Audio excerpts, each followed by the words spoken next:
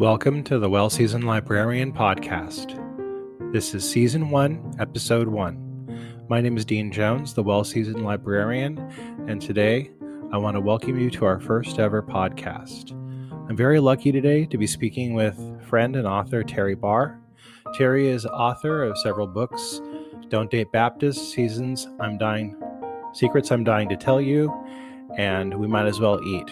Terry is a professor of English and creative writing at Presbyterian College in Clinton, South Carolina, and a nonfiction essayist and author.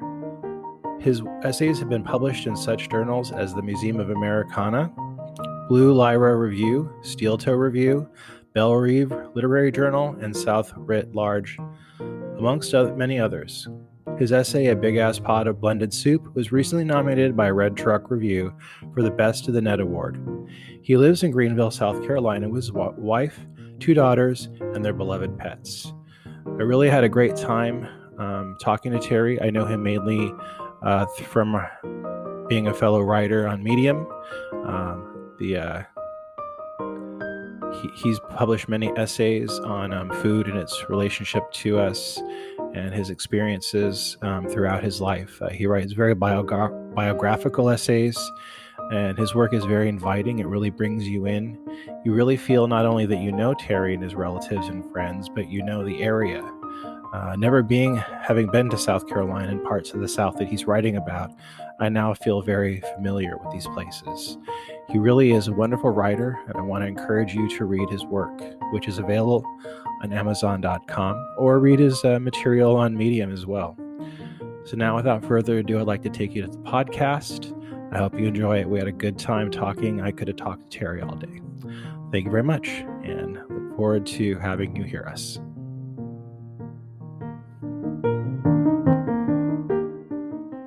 Okay, hi, this is Dean Jones with the Well Seasoned Library Podcast. I want to thank you for joining us. My guest today is Terry Barr.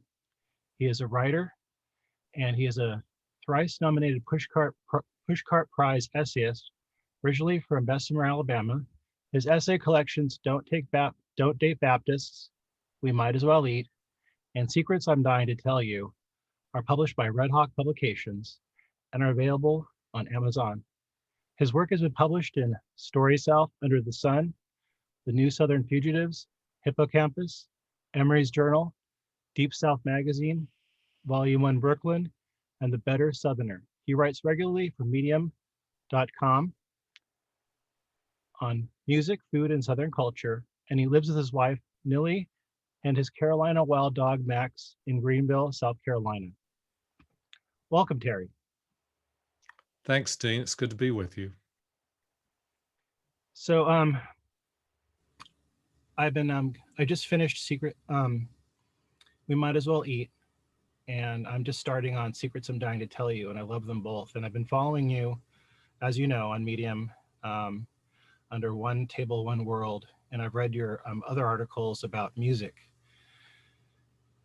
So I wanted to ask you if you could tell me a little bit about how you got into writing and how you came to write your books. I know that's kind of a broad topic, but I thought we'd start off with the biggest one. It's a good one to start with.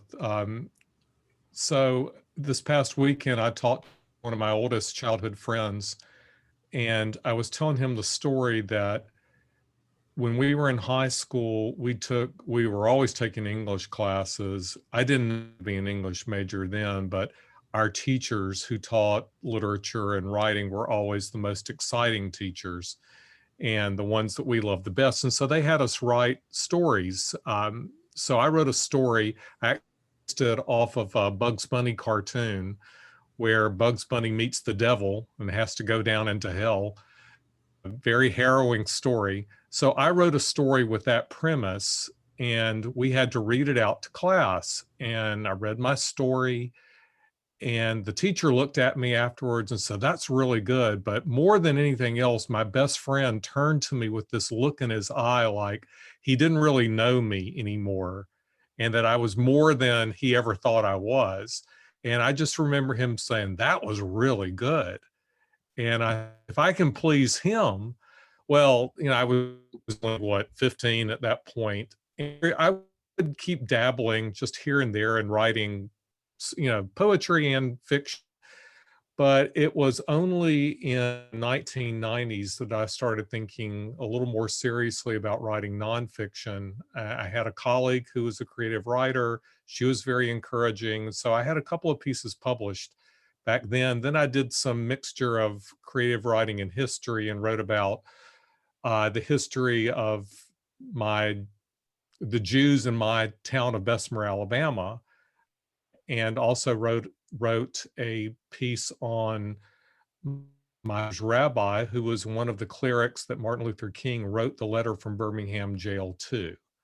And so with that, I started kind of synthesizing the idea of writing about the people that I knew, the place that I lived in, who I was. And then in 2008, I took a great leap, and I wanted to go to Prague, and I'd wanted to take a workshop in creative writing. And lo and behold, there was a workshop in creative nonfiction in Prague.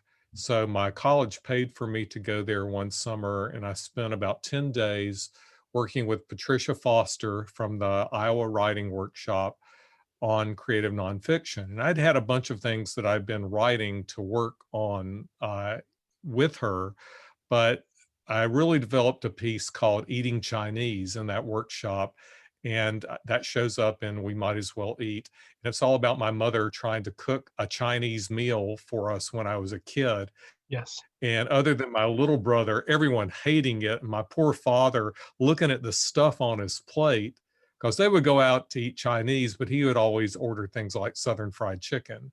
And so he looked at this Chinese meal, and he was the kind of man who liked to put ketchup on everything, and he just couldn't figure out what to do with this meal. So he came to the table, made himself a peanut butter sandwich, and I left with him and peanut butter too. So I got a lot of good feedback back on that piece, and that just kind of launched me and gave me the bug, I guess it were. And so I really started working on essays more seriously in whatever time I had from teaching.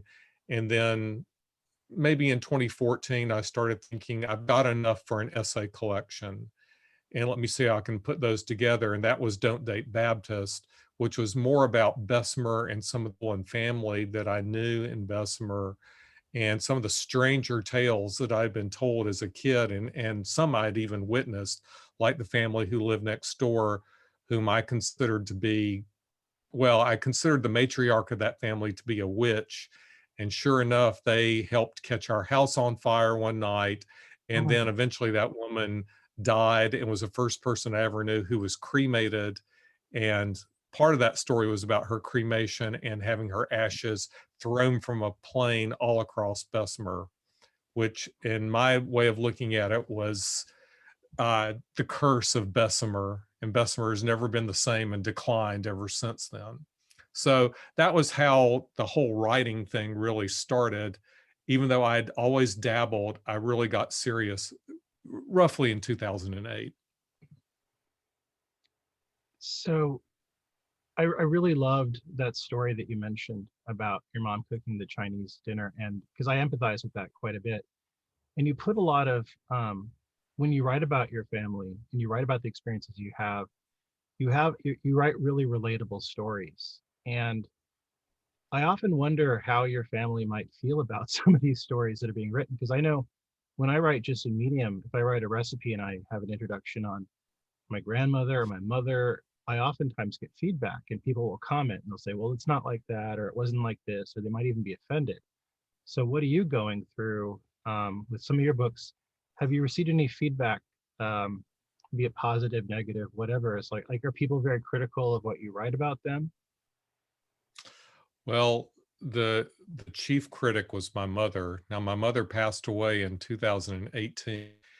As you'll see, secrets in the story, Secrets I'm Dying to Tell You, she actually said at some point, well, you've told all my secrets now. And she was on her deathbed at that point. And I'm going, not sure that I really did, because I don't want to give anything away. But on her deathbed, my daughters asked her to tell them the strangest thing that had ever happened to my mother, and she did, and that eventually becomes a story.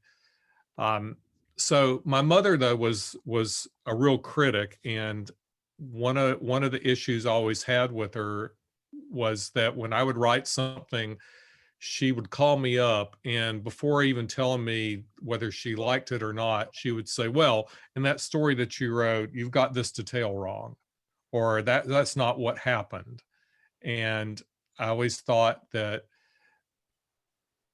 that was just her way of trying to maintain some kind of control over what was going on.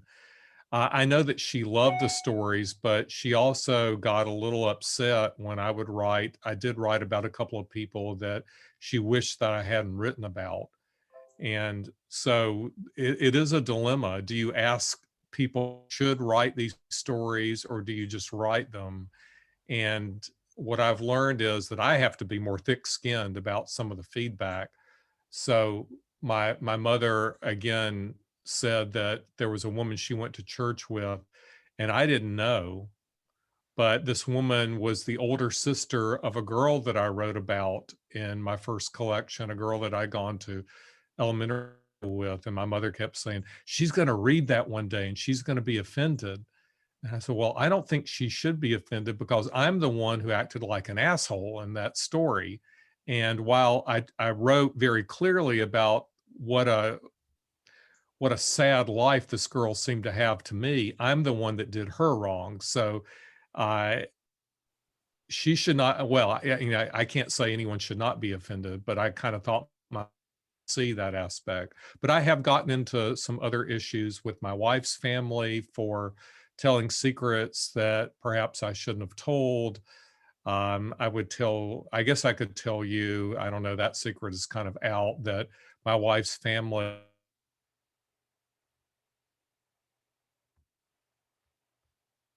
secret that part didn't want to get out, but it did. Have you ever wrote about somebody that came to a book signing or a book where you spoke or read about things in public? Well, almost. So a few summers ago, I was doing a book signing at the weekend of the Bessemer High School reunion. And I wasn't part of the class that was reuniting, but there were a lot of people that I knew. So we had gone to have dinner at the Bright Star, which is the oldest restaurant in Alabama still serving, and it's in Bessemer, a Greek-owned restaurant. It's just excellent. You and I should go there one day and do a story about it. But I would love that. Actually, I looked it up and I was thinking I really want to go here and I would love to go there with you and ride that up. That'd be amazing. Well, we should plan that. That would be such a cool thing to do. I would love that. Let's do that. So yeah, so I was told that I think it's in Don't Date Baptist, I wrote about a story about all the grandmothers, my grandmother and some of the other women that I considered almost my grandmother. And one of the women that I was writing about was no longer alive. But when we were in the Bright Star before that book signing, her daughters were both there. And I found out that they were so angry about the way I wrote about their mother that they let one of my best friends have it in the restaurant. Now, they didn't have the nerve to come say anything to me. I apparently walked right by them and didn't even notice them. But they were so angry, and I'm not sure why they didn't come on to the book signing and just kill me or yell at me or whatever. But they could have, and in part because I didn't initiate this, but someone that I knew said that their mother had a smile like a gargoyle. And so I don't imagine that's very flattering, but I used it because it was such a telling detail. But I also thought I wrote again very movingly about what this woman meant to the church where we went, what she meant to my grandmother and our family, what her daughter meant. So, you hear what you want to hear, and I don't think I would change doing that story, but I've had to learn the hard way that when I think I'm writing sensitively, it might not come across that way. Well, I mean, I think too, isn't it true that people will criticize, but then they want you to write more? Yeah, well, that is so true. My wife's family is all about write the good stuff about us. So, well, no one wants to read something that's just good, right? There, you got to have conflict. And oh, well, no, we don't want. So, okay, it's please write about us, but only what we want you to write about. And I said, well, I can't. No, I'm not doing that. I love to tell the stories, but they've got to have all these elements.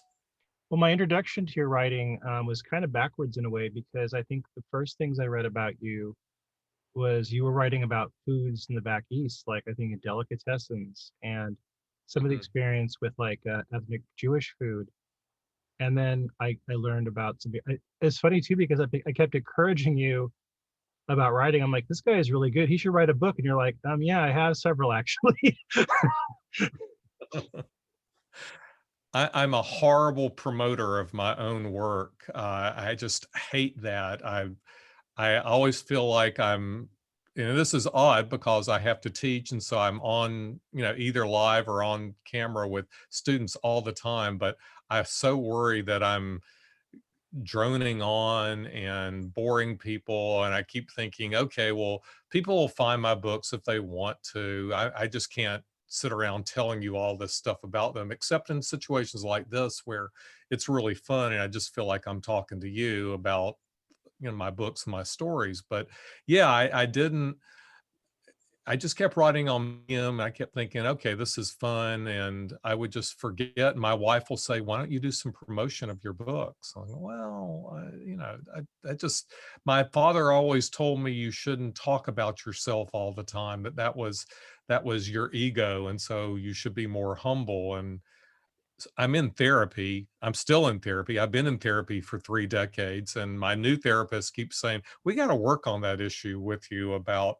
this self-deprecation and this false humility. So I don't know that it's false, but I do have to talk a little bit more about the things that I'm proud of. And so he's always encouraging me, and my wife is always encouraging me. You're really good. You should tell more about this. And I'm thinking, okay, I will try to. So when you said, let's do a podcast, I thought, well, here's a way to do that and be very positive. And I want you to know, my wife is really excited and my therapist is going to be just over the moon that I'm doing this. Well, I'm very excited to talk to you. I think I've been wanting to talk to you since, I first touched base with you, through Medium, and just, I've loved your article so much. And I think it goes on to the next question is that, I think that in my life throughout my travels, food has been a touchstone for me. It's something that you can always talk to people about. And even if like you come from different parts of the country, if you come from different backgrounds and walks of life, there's always some commonality over food. So was that your experience? Because you write a lot about food, and food is very visceral for you. Like I know that in your book, We Might As Well Eat, when you write about greens and beans. Now, my family's not from where you're from. They're from Texas and Arkansas, but like there's some visceral connection there. When you talk about food in the South, I immediately like have a connection. When you talked about delicatessen food, I was like, I get that so much. Just like the articles about your music writing, and you write about the concerts you've been to, I really feel that like I've been there because I have some like relatable experiences. So do you find that you really go for some of the stuff that's very connectable in the human experience? Yeah, I wouldn't have been conscious that that's what I was doing. I just wanted to write about those deep memories, the connections with family. So food was always one of them. My household was pretty regimented by my mother. We're going to have lunch at this time. We're going to have supper at this time. And it's going to be something that she's created for every meal. It's never going to be TV dinners or takeout. She saw as her role as wife and mother that she needed to feed us good food, feed us a variety of food. And I always wanted to be there at the table, even if as a little kid, I didn't really care for the vegetables that much. I always knew there was going to be something for me that I would love. And I would stay in the kitchen with her. I would watch her make biscuits with her, do whatever I could to be her helper, because I found the kitchen to be an exciting place where things happened. And watching her coordinate a meal was just amazing to me. And so I learned a lot. I learned about, as I write about in Don't Date Baptist, there were certain things that she cooked that were important. Same thing in We Might As Well Eat. From the kind of baking powder that she insisted that you had to use, or you were a fool if you didn't use anything else, to the kind of Southern lunches, particularly Sunday lunches that we have. And so one of my favorite memories is we would have a tremendous Sunday lunch, usually roast beef with all sorts of vegetables. And then 4 hours later, we would go see my Jewish grandmother, where we would have this enormous supper full of all this deli stuff. And I think this is why I was overweight as a kid. This had to be why I was overweight as a kid. You just can't eat all this food. And my metabolism was too slow anyway, but we would gather around the table for all these meals. You could not go sit and watch TV while you ate. You had to be at the table. And you know this, at the table with all this food, this is where stories are going to start popping out. So it all made sense to me at some point. You cook, you eat, you tell stories, and you do it almost every time you come together. And I found this such a time of joy. And so then I started thinking about, isn't it wonderful that you can have Southern vegetables, you can have hot pastrami, and all the things that go between it, and you can see the culture coming out in people, and that they are eating what they know, just like you're supposed to buy local honey. You're always supposed to eat the food that you know that has always nourished you and nurtured you. And so it seemed like the most natural thing in the world to keep writing about. And I wouldn't have predicted this back in even 30 years ago when I first started out. But when I started working on these books, I knew that what I wanted to write about was how my family negotiated food and meals and the other issues, some of the darker issues even in our world. I've read some books over the last few years by Augustine Burroughs and David Sedaris, who talk about their lives growing up in the South. In fact, oftentimes, I think I thought both of those authors were, veteran New Yorkers, and then they were both very open about writing about their families and disclosing that they were from the South, and they would write about their experiences there growing up in the South. And I was wondering if there are any Southern writers that have influenced your writing, that have kind of contributed to your voice or your narrative. Yeah, well, you mentioned two good ones right from the start. I've certainly been a David Sedaris fan for decades now, it seems. But so just randomly, as I think of them, Rick Bragg was a big influence on me. And when I first started reading him, and I would read him in the back of Southern Living, and then I think I've read every one of his books at this point, and I loved his way of just talking about people. I don't know that anyone talks about people as vividly and as with such texture as Rick does about the people that he knows of. So he's certainly one. Some of the classics, Faulkner and Flannery O'Connor would be two others.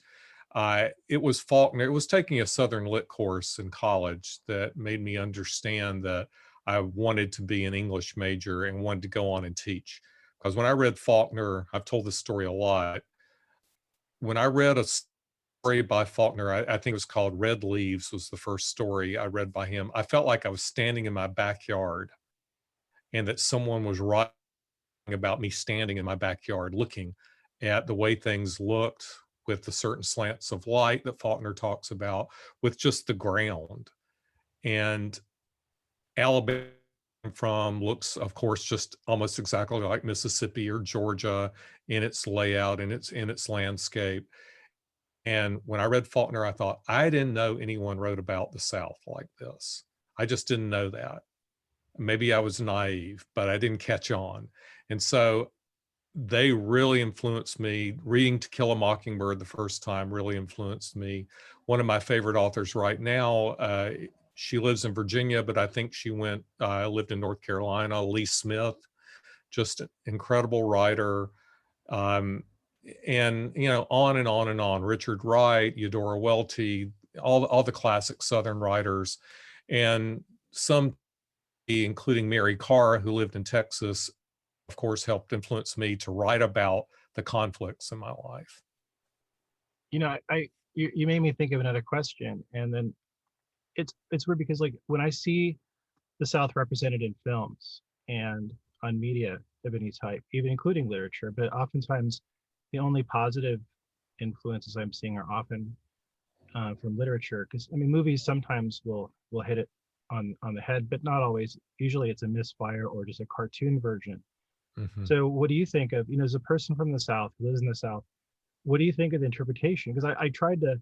I'm sorry. I'll end to that. I just want to say when I talk to people that are from Europe, and they're like usually confused because the only narrative they have in the South is something negative, like deliverance or some caricature on a TV show. So how do you feel about the way it's portrayed?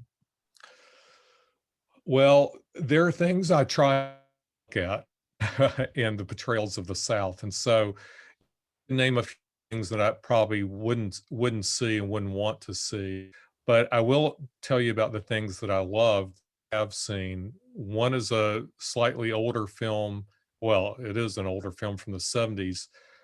He just died, Larry McMurtry, the adaptation of The Last Picture Show, one of my all-time favorite films. We'll consider Texas part of the South. It certainly was in the Confederacy. But when I look at that film, it looks like a small town I went to college in Montevallo. It looks kind of like where I teach now in Clinton. But the way Larry McMurtry captured those Southerners and their lives, their desperate lives and lives that they couldn't help but live, I thought really caught what it's like to have grown up and lived in the 50s and 60s, particularly. Yeah.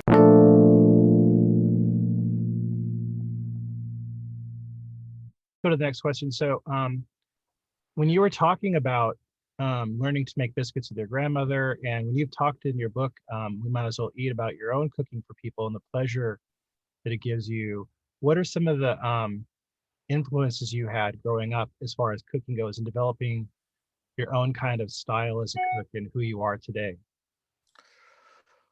Well, I've been thinking about that question, and I think the best way I can answer that is to show you this book.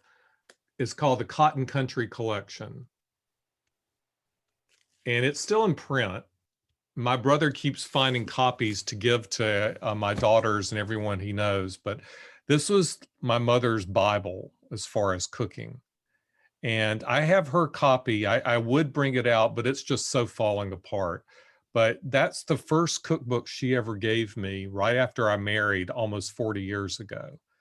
And she said, everything you need to know is in this book. It's published from the Junior League of Monroe, Louisiana. And I've learned everything from the simplest things like salmon croquettes to jambalaya, to where I developed both my red beans and rice recipe and my Key West black beans recipe. All this is found in this cookbook and so much more. And it's just a fun cookbook to look through and to see the richness of Southern cooking and Southern life. So it's almost like reading a cultural history of the South just to look at this one.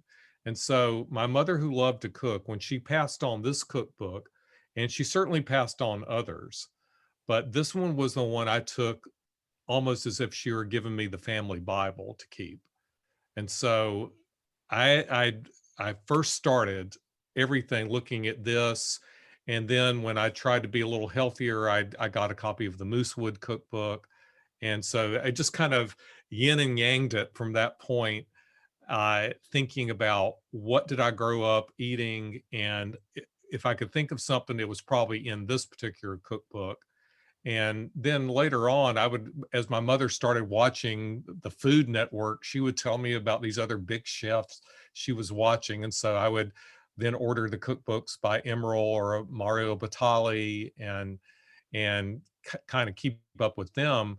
But I also, when I wanted to know more about more ethnic cuisines beyond what my mother liked, I would start looking for things like the Second Avenue Deli cookbook, which I love, and really one of my favorite cookbooks though is Emeril's Louisiana Real and Rustic.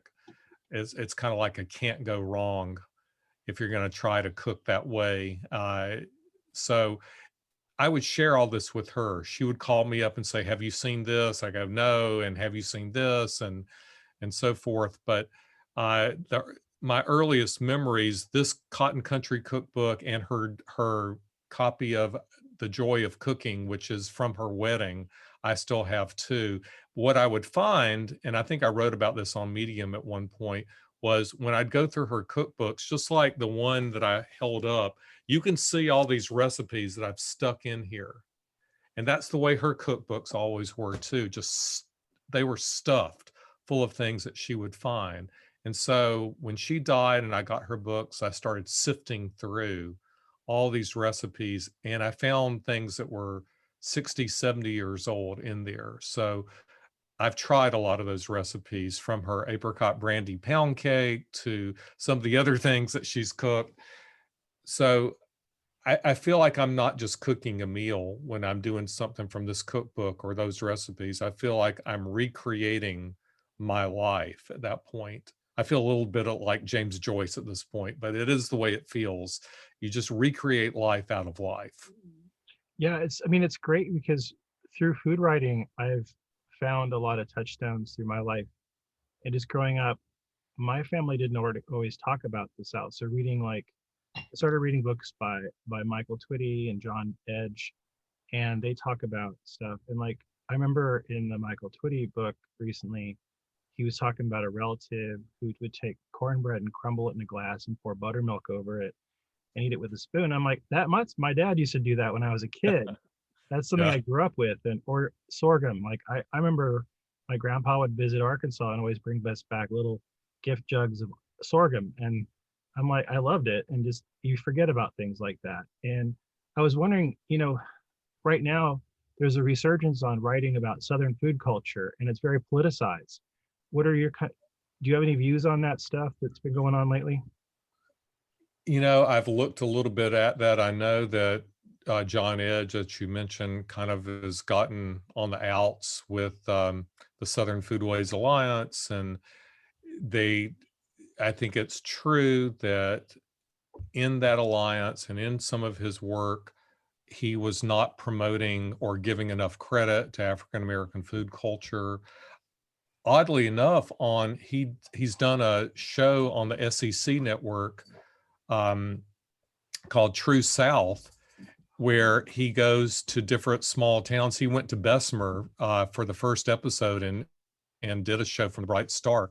But he goes to these places and finds these little restaurants, these hole-in-the-wall places that are still there and have all this history and culture. And many of the places he goes to are multi-ethnic and African-American food stops that I think he did one from Nashville on a hot chicken place, for instance. And so I didn't realize he was getting into trouble with the alliance, and I felt that was too bad, because it seemed like to me he was doing a job of trying to promote everyone, but maybe he was just, as many people do, too much in control, and perhaps, I don't know for sure, appropriating things that he shouldn't appropriate.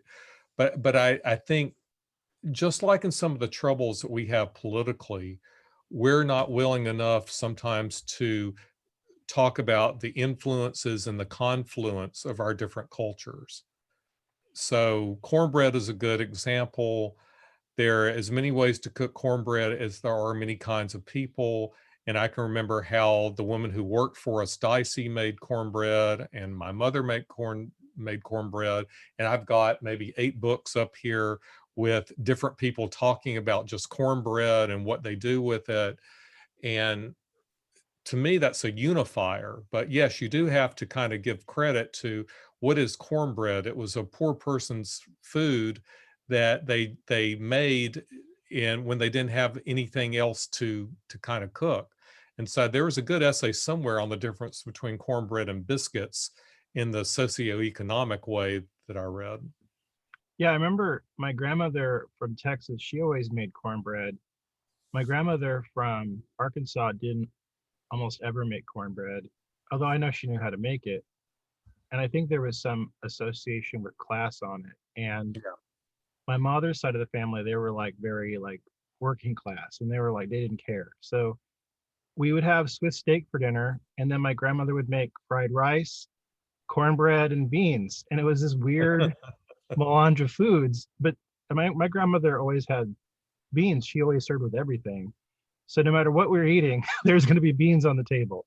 Yeah. And she always had cornbread, and my grandfather would mush it up on his plate and eat it because of his teeth. So I don't know. I think there was, and when I had her cornbread, it was always very flat. It was never fluffy like you get it, at a restaurant nowadays. It wasn't a muffin. It was Right. like very, very solid. Well, that's the kind of cornbread I made over this weekend. And I've got one of the cookbooks I like to use is a book from Savannah. And so it was a Savannah style cornbread, but you made it in your cast iron skillet. And it did come out, it was a little denser and a little harder, but we were having a birthday party for some of our Persian friends in town. And my wife is Persian.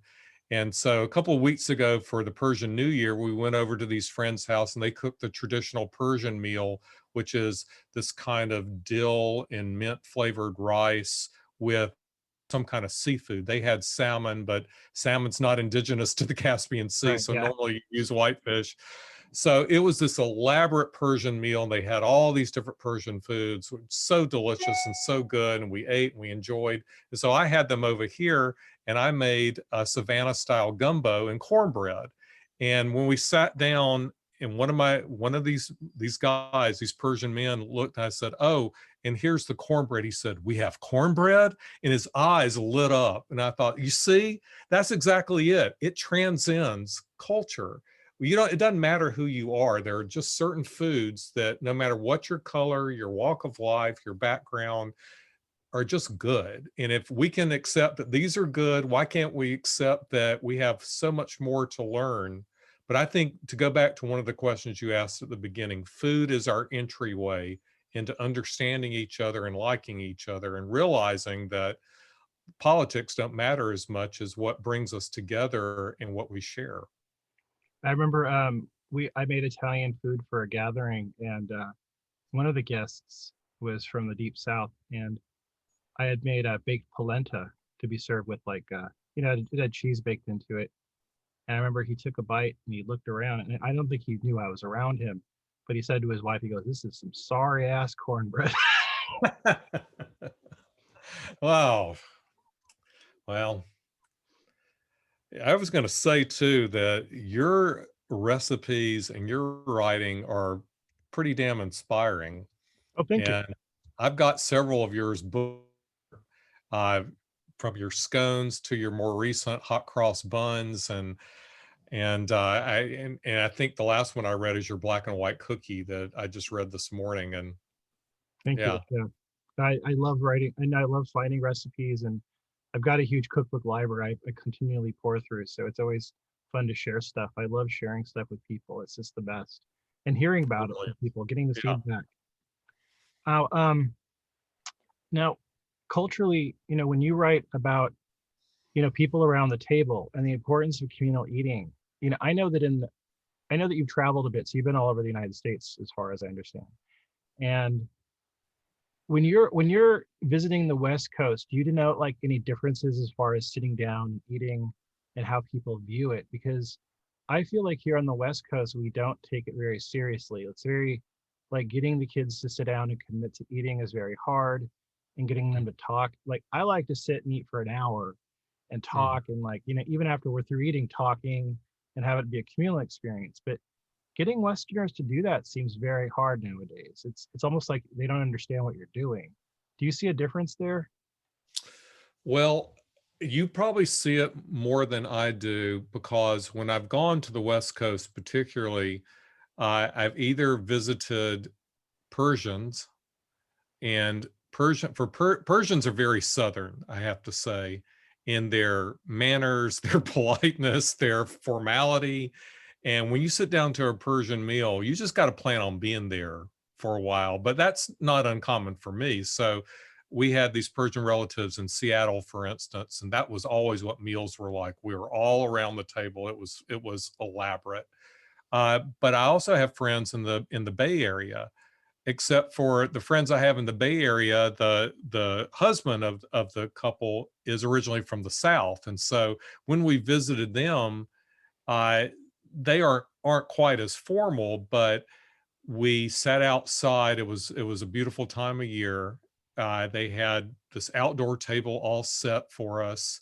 We sat there, we ate, we talked, and so really, Dean, I thought, if I just closed my eyes, I would have thought I was on my own porch eating, for that matter. So I haven't experienced that kind of informality on the West Coast, but I've heard other people talking about, you people in the South particularly make mealtime into some kind of weird ritual. I go, well, yeah, well, it is. That's what it is. Food is a ritual. And I don't know if it's weird or not, but we certainly have ritualized it. You bring up something else I think I miss about the South, and is that when I lived in Texas, people would just say, hey, you want to come over? And you'd come over to their house, you'd bring like a 6-pack, or you'd bring a pizza or whatever, and like you'd hang out and you just talk. And it would be like a nice little gathering. You'd have a good time. Sometimes they're like, oh, they'd invite the neighbors over, they'd invite their cousins. You'd have like 20 people there, and it would be like an impromptu party. And I enjoyed the hell out of that. And then in the Bay Area, though, if you say, let's get together to somebody, they're whipping out their day planner. And they want to go, what do you want? And they want to know why you want to get together with them. They're suddenly interrogating you, like, why do you want to spend time with me? What's your agenda? And you're like, and so it's weird because like I would meet people I'd like that I just knew for 5 minutes. I'm like, hey, let's get together and like hang out. And then in the Bay Area, it's like, why? Why do you want to hang out with me?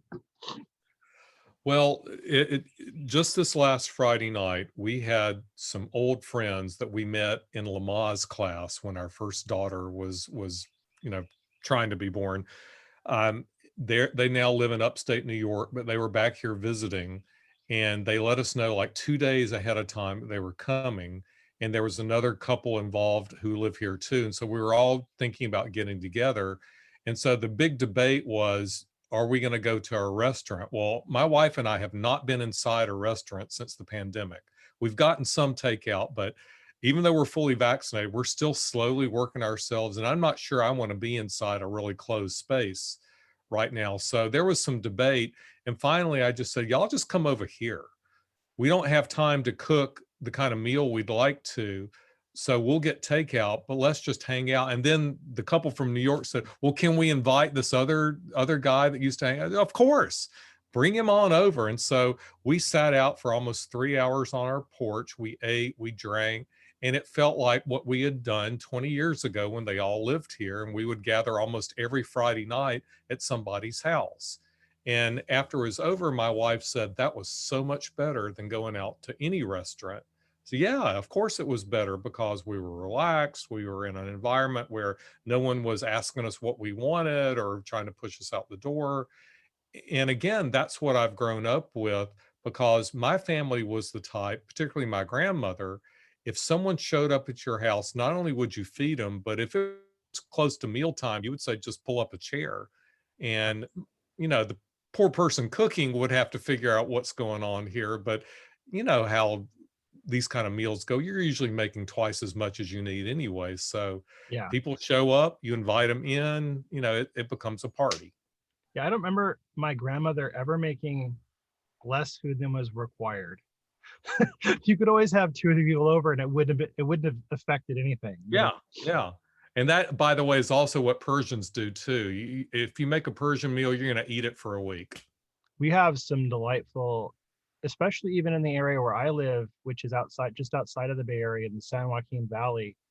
We have a lot of really wonderful Persian restaurants. We have a very large Baha'i community here. Mm-hmm. And some of the Persian restaurants are just outstanding. Some of the best eating I've ever had. That's good to hear. We do have a Persian restaurant here in Greenville. It's so odd to think little Greenville, South Carolina is a mecca for Persian food, but. So now the last couple of questions, these are going to be kind of tricky. So how do you make a pot of beans? Well, I've learned the wonders of camellia beans from the New Orleans area. So when the pandemic hit, I was ordering all my camellia beans, and I particularly love the kidney beans. The little red beans are fine too. So I get them right, dried beans. I soak them overnight. And then depending on my mood, what am I going to put in those beans? Always onions, but what kind of pepper? And so that's always an interesting question. And then the central part for me really though is the sausage.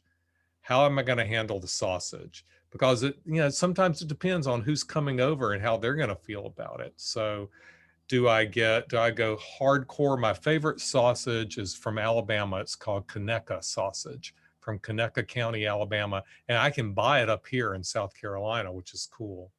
But they have just a plain hickory smoked, and then they have the hot one. And so I love to use that sausage. And so I get the beans cooking. I think I'll let them cook for at least a couple of hours till they get soft. And then I add in the sausage. There's usually a bunch of onion, of course, in the beans too.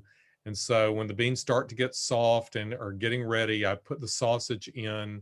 I may have sauteed it a little bit beforehand just to get it a little more flavor.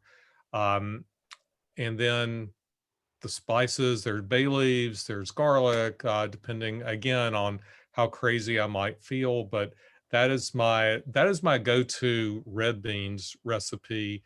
And the strange thing, I don't understand why, but on Medium, the story that I've written that seems to have made the most money and gotten the most attention was that red beans recipe. And every month, if you don't know about Medium, you accumulate money each month from the popularity of your stories. And for the last year, that red bean story is always in the top 3. And I keep thinking, who keeps reading the story and why is the story so popular? But there's something about red beans that just gets to the core of who we are. It's funny because it's such an amazingly culture crossing soul food, and it's so wonderful. Like I've always said, people say, what's your last meal? What do you want to eat? And I'm like, I want some beans and a few tortillas and I'm good. That's all I need. And they're like, you're kidding. You don't want lobster? You don't want steak? I'm like, no, that's all I want. Some beans and some tortillas. And well, I was going to say, that was the wonderful thing about this play. I wrote about this in I think it's in We Might As Well Eat. Finding this little general store in Floyd, Virginia, that for lunch had pinto beans and greens and cornbread. Yes, and I read that. Yeah. Yeah. And so I looked at my wife and said, that is the only thing I want right now. I can't believe we found the one place that's going to have this, because my grandmother, my mother's mother, that was one of her favorite things. And I think I mentioned in the story, she liked to eat it either with short ribs or with backbone meat. And just saying those words makes me crave that. And so I don't know either. It's just, once again, it's like country music. I didn't know that I really liked country music until, I don't want to say recently, but I've always liked it, but it just didn't seem cool to say you liked it, because It is literally the first music I ever heard. And so when I think about that, I think about how my family, as odd as it is to have a mixed Gentile Jewish family, country music, beans, greens, cornbread, Even my dad would eat all this stuff. Yeah. I'm lucky. Nearby where I work, there's a kind of a renaissance going on with soul food kitchens popping up all over Oakland. And it's just fantastic because I can just go a few blocks in any direction and get some pretty wonderful, food. So I'm really lucky. That's only been recently, the past 5 years. Before that, it wouldn't have been around. Well, I think, yeah, that is something that's happening throughout the country. Of course, living down here, there's always a meat and three or soul food place, no matter where I've been, to want to go to. We've got OJ's Diner here in Greenville. And, it's as soon as I decide to go back into a place, it's going to be one of the first I go to. Yeah, I miss eating in restaurants. It's been so long. It seems like 10 years now, but I know it's not been, but it's just, God, it seems like forever. And so the last question I want to ask you is one I like to ask everybody. And it's an old tried and true question, but I love it because it shows a lot about a person. So if you could have a dinner party and invite 5 people, living or dead, to it, and it could be anybody, including historical figures, and who would you invite and what would you serve? So 5. Roughly. Well, I mentioned William Faulkner a while ago. He would be there for sure. My grandmother, my mother's mother, would be there. She died when I was 15, and I just didn't get to talk to her enough. She was such an influence on my life. She was the type of woman that if she took me out shopping to buy me clothes and we were in a department store, I called her Nanny. I'd say, Nanny, can I get this record? And she would just look around, and I knew she was strapped for money. And one time she said, I just don't have any money. I said, well, just check it. Because to me, if you just wrote a check, that's all you had to do. Right. And she would finally pull out of her pocketbook that little folded checkbook of hers and write out a check for $3 or whatever. So she bought me my first Beatles record. Oh, wow. Doing that. Yeah. And I've still got it. It was Yesterday and Today with of course that classic song. So she would be there too, because I would love to ask her more questions about her early life. She was an antique dealer. She just traveled, and really fascinating person. So she'd be the second person. Oh my God. I would pick my 3rd grade teacher, Miss Horton, because I found that she was the person who was the most encouraging teacher I'd ever had up until that point. And I did like my teachers overall, but I keep thinking about what it was like for this very young woman to come to a new place and to try to teach. And so I think she gave me confidence. She really liked me. So I would add her. I would probably have my brother over too, because we've become such good friends over the last few years, and he's living up in Virginia, and I don't get to have him enough. And then I would probably have to invite James Joyce, because he is my all-time favorite author, and anyone who can write like the mind works, or at least try to do that, I would want to hear more of. So I think we'd have a lively time. And what would I make? I think I would make a big pot of gumbo for us all. I think it would be basically a seafood gumbo, and I would have a lot of crab meat and some fresh Gulf shrimp if I could get it. And then, yeah, a big pan of cornbread. I'd probably make a couple of kinds of cornbread. I would make some fluffier cornbread for those who don't like the dense kind. And then I would get out my victuals book by Ronnie Lundy and make some kind of hardcore Appalachian cornbread for us. And then if that isn't enough, I would have either some bread pudding or perhaps some baked custard for dessert, that may be a little heavy on the vanilla. Oh, that sounds lovely. Oh my God. That sounds wonderful. So if you come over, I should have included you. So you're invited too. I hope you know. I would be there in a heartbeat. That sounds amazing. I would eat all. That sounds so good. I really want to come to visit you, and I want to go to the Star. What is it? The Star Diner? It's the Bright Star. Right Star. Sorry, yeah, I want to go there. That it just sounds. You captivated my imagination. I already have it like in my brain as a fantasy place to go to. It just sounds wonderful. I want to Well, go we there. took So my thank you. son-in-law there, and he's kind of a tough critic, and he loved it. So um, I want us to do that. So however we can make it work, I'm up for it. Well, if you ever come out here and visit, God, I would have a hard time figuring where to take you, but there's a place called the original Chicken and Waffles, and it's in Ooh. Oakland, and it's just fantastic, and I think you would love it. Well, I'd love to do it because our friends out there do live in Oakland. So, and we were talking to them a couple of weeks ago, and I know we want to come out there again. So when we get that trip going, I'll let you know. And It'd be fabulous. I love our connection. Yeah, thank you. I could talk to you all day, sir. Thank you very much.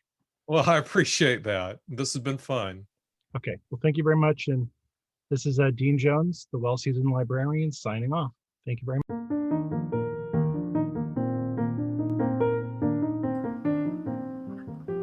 Thank you for joining us with our interview with Terry Barr. It was a wonderful interview, and I would have liked to have been able to talk to him a lot longer.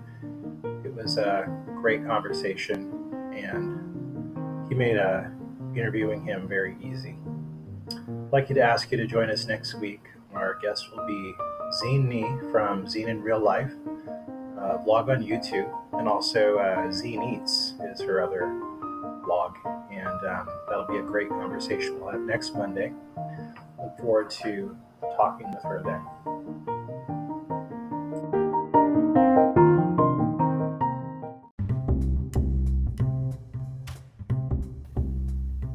This podcast is supported by funds from our sponsors and donations from our listeners. If you wish to donate, simply go to the donation box on the website and click to add money. We appreciate any funds. Thank you.